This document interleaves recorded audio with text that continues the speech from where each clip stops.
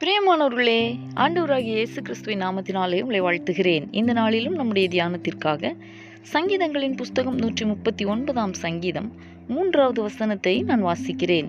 நான் நடந்தாலும் படுத்திருந்தாலும் என்னை சூழ்ந்திருக்கிறீர், என் வழிகளெல்லாம் உமக்கு தெரியும். எனக்கு அன்பானவர்களே, நம்மை எல்லா தீங்கிலிருந்தும் விலக்கி காக்கிற ஆண்டவராகிய கர்த்தருக்கு ஸ்தோத்திரம் உண்டாவதாக. தேவனாகிய கர்த்தர் நாம் நடந்தாலும் படுத்திருந்தாலும் நம்மை சூழ்ந்திருக்கிறார். நாம் எங்கே இருந்தாலும் நம்மை காண்கிறார், நம்மை காக்கிறார். இப்படி எப்பொழுதும் நம்மை சுற்றி இருக்கிற, நம்மை சூழ்ந்திருக்கிற நல்ல தேவன் அவர். நாம் எங்கு இருந்தாலும் அவருடைய கண்கள் நம்மை காண்கிறதாயிருக்கிறது. நம்முடைய வழிகளெல்லாம் அவருக்கு தெரியும். இப்படி நாம் நேசிக்கிறவர்கள் கூட, நம்மை நேசிக்கிறவர்கள் கூட நம்மோடு எப்பொழுதும் இருந்துவிட முடியாது. அன்பரே, நம்முடைய நடைகளையும் எண்ணுகிறவர் அவர். அப்படியானால் அவருக்குத்தான் நம்மேல் எத்தனை அன்பு, எத்தனை அக்கறை. எந்நேரமும் எவ்விடத்திலேயும் நம்மோடு கூடவே இருக்கிறவர் அவர்தான். வேறு யாரும் நம்முடன் அப்படி கூட இருந்துவிட முடியாது.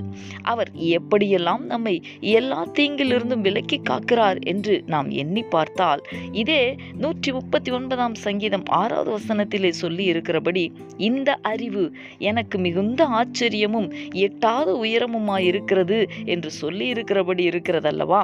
நம்முடைய உருவம் இன்னதென்று அவருக்கு தெரியும்.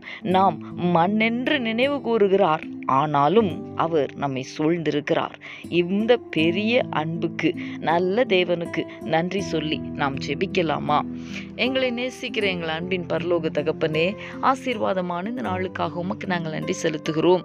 இந்த நாளிலேயும் நான் நடந்தாலும் படுத்திருந்தாலும் என்னை சூழ்ந்திருக்கிறீர், என் வழிகளெல்லாம் உமக்கு தெரியும் என்று சொல்லி இருக்கிற உம்முடைய வார்த்தையை தியானித்தோமே தகப்பனே.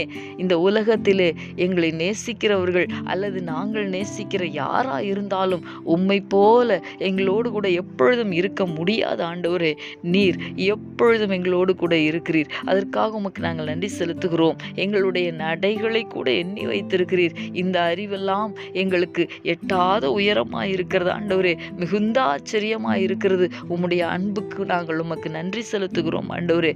தொடர்ந்து நீர் எங்களுக்கு தந்திருக்கிற இந்த அன்பிலே நாங்கள் நிலைத்திருந்து உமக்கு நன்றியுள்ள வாழ்க்கை வாழ எங்கள் ஒவ்வொருவரையும் பலப்படுத்துவீராக தகப்பன். அப்படி செய்ய போகிறதற்காக உமக்கு ஸ்தோத்திரம். இயேசு கிறிஸ்துவின் நாமத்தில் வேண்டிக் கொள்கிறேன் நல்ல பிதாவே.